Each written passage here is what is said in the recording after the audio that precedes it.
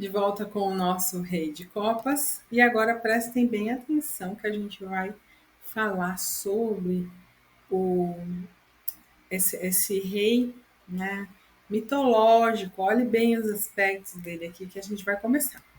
Vamos lá. Então é Orfeu, esse é Orfeu, o cantor, que era sacerdote e curador, mas cuja história é triste e solitária. Apesar de ter proporcionado consolo aos seus semelhantes, Orfeu era um filho do rei Iagro da Trácia e da musa Calíope, sendo o mais famoso poeta e músico que jamais existiu. Apolo presenteou ele com a lira, e as musas o ensinaram a tocar, de forma tal que ele não somente encantava as feras, mas fazia até as árvores e as pedras se moverem para seguir o som de sua música. Ele se juntou aos argonautas na busca do velocino de ouro, e sua música os ajudou a superar muitas dificuldades.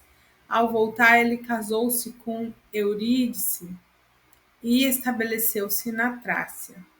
Contudo, a sua vida não estava destinada à felicidade. Um dia, um homem procurou assaltar Eurídice no vale do rio Peneu, e ao tentar fugir, ela pisou em uma cobra que a picou, causando-lhe a morte. Mas Orfeu ousadamente desceu para o submundo, procurando trazê-la de volta. Mas Hades exigiu uma condição. Orfeu não deveria olhar para trás enquanto ela não estivesse segura de volta à luz do sol.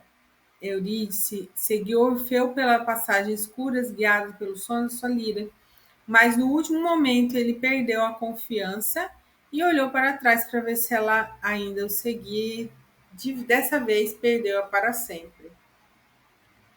Orfeu, rei de copas, é a imagem do curador ferido, a figura que, pela compaixão e pela empatia, pode curar os outros, mas não pode curar a sua própria ferida no domínio do coração.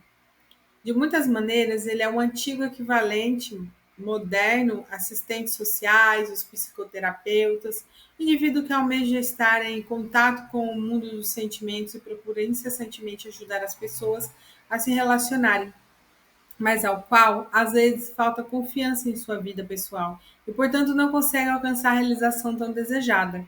O Rei de Copas coloca o relacionamento e o amor humano acima de tudo e empenha todos os seus esforços para iniciar e para preservar esse contato emocional. Entretanto, ele permanece curiosamente desconfortável e deve sempre olhar para trás para ver se o início continua, o que o iniciou acompanha continua acompanhando ainda intacto, e assim ele frequentemente perde o que mais deseja.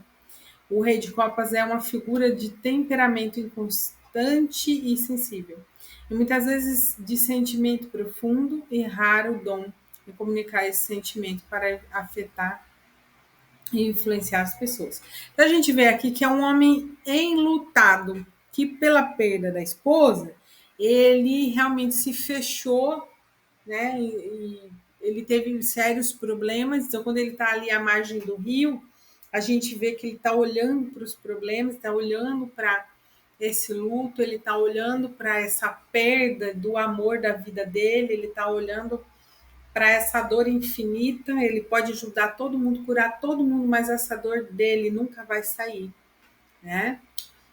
Então, no sentido divinatório, quando ele, o Rei de Copas, aparece em uma abertura de cartas, indica que chegou o tempo de um indivíduo experimentar esse lado ambivalente de si mesmo, o dotado conselheiro e curador que pode empatizar e ajudar as pessoas, mas que não pode confiar na vida o suficiente para seguir o seu curso. É característico o fato de que muitas pessoas cuja profissão se relaciona com a ciência social acolhem essa vocação, pois foram feridas em relacionamentos pessoais, dos quais permanecem em controle para não serem profundamente feridas novamente, apesar de essa espécie de dinâmica poder ser uma grande contribuição para os outros. O indivíduo engana a si mesmo, caso que o Rei de Copas entre na vida do indivíduo na forma de uma pessoa que incorpora essas qualidades. Então, isso pode ser considerado uma indicação de que seja um momento de encontrar-se com essa sua própria dimensão. Tá? Então, assim, qual é o teu sofrimento? Vai olhar para esse rei e vai falar, mas qual que é o teu sofrimento? O que você está passando? O que você está buscando incessantemente? É o que eu sempre falo. A pessoa, ela não entra para ser um terapeuta muitas vezes, ela não passa pela terapia. Ela quer entender como a terapia funciona, achando que ter o conhecimento da terapia vai ajudá-la. Não é assim que funciona. A pessoa, ela deve ter, que nem, por exemplo, quando eu quero que alguém me atenda, quando eu quero ver uma coisa, quem vai ver é o outro terapeuta, não sou eu. Só porque eu conheço a terapia, eu não vou me terapeutizar, não. Quem vai me terapeutizar é outro terapeuta.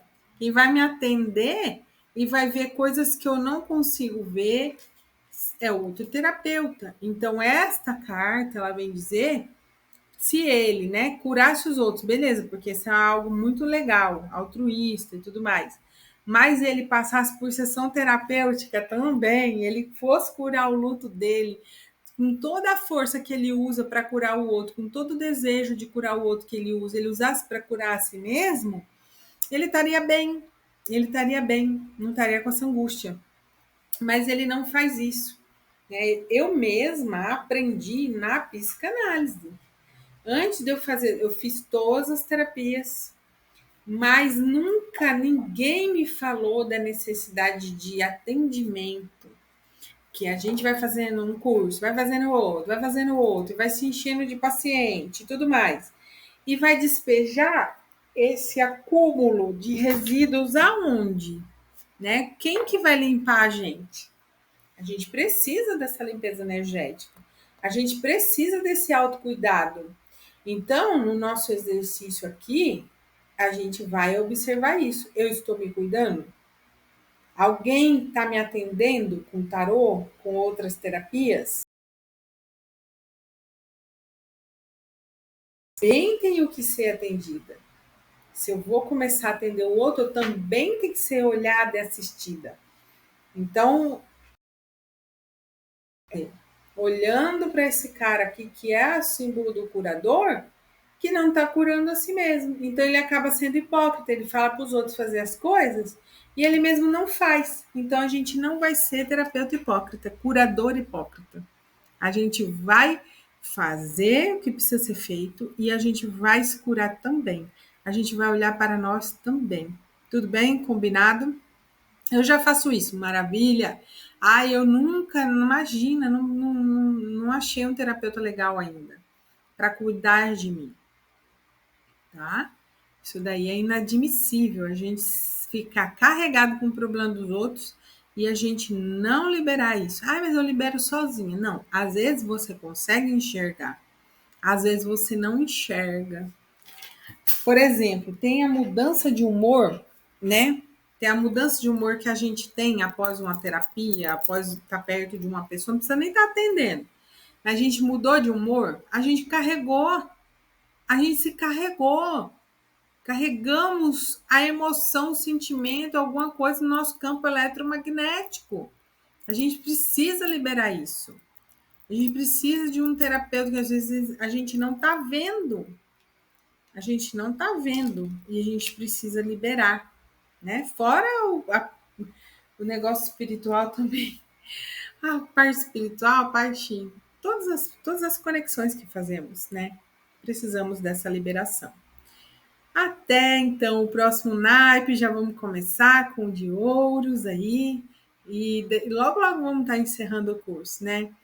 A gente vai aprender também as leituras, aprender todas essas partes, mas o mais importante que eu vejo não é um método de leitura. Leitura você pode ler como você quiser, mas é entender o fundamento do tarô e o porquê que eu tenho que olhar para esses aspectos. Isso aí vai curar muita gente, vai ajudar muita gente a olhar para si mesma. Que elas vêm querendo ver o futuro, mas não resolve ver o presente, meu Deus do céu. Não resolve o passado e quer ter um futuro diferente, sendo que está plantando as mesmas coisas. Não, o emocional dela, a mesma coisa, sempre escolhendo pessoas na vida dela, não muda a forma de escolher. não muda a consciência para ter um relacionamento feliz, sempre escolhendo embuste, sempre escolhendo pessoas, ou mesmo relações de trabalho, relações que sejam, amigos que não dão valor para essa pessoa. Por quê? Porque ela não desenvolveu emocionalmente uma maturidade que ela precisa desenvolver. Quando ela entra em contato com essa carta, ela vai entender que há essa necessidade de desenvolvimento dessa maturidade emocional para que ela possa lidar com as relações. É o fechamento da carta, o fechamento desse tarô. A gente passar por todos os sentimentos, toda a nossa jornada sentimental e poder evoluir, porque não adiantou nada passar por essa vida e não olhar para os nossos defeitos e provocar uma mudança, evoluir mesmo. Eu era brava, agora eu sou menos brava. Cada dia que passa, eu sou menos brava. Ah, eu era muito brocochô, né, molona. Aí, conforme foi passando, fui tomando tento, fui ficando mais alerta, fui ficando uma pessoa mais centrada, mais exigente, sabe? Isso é o despertar da consciência emocional, seria isso. Eu me transformar para ser uma pessoa mais firme, uma pessoa mais equilibrada, uma pessoa mais, sabe? E as pessoas acham que o despertar é ver espírito. Não é, gente. O despertar é tomar consciência para o estado de presença. A gente sair das nossas prisões e a gente começar a viver a vida em essência, de verdade mesmo, não presa ao passado, não presa às ansiedades do futuro ou às melancolias do passado, mas sim alguém livre, alguém realmente acima dos sentimentos, acima, essas coisas não afetam mais, a pessoa tá. É isso, gente. Então, vamos fazer nossos exercícios, depois vocês me comentam. Gratidão e até o próximo naipe.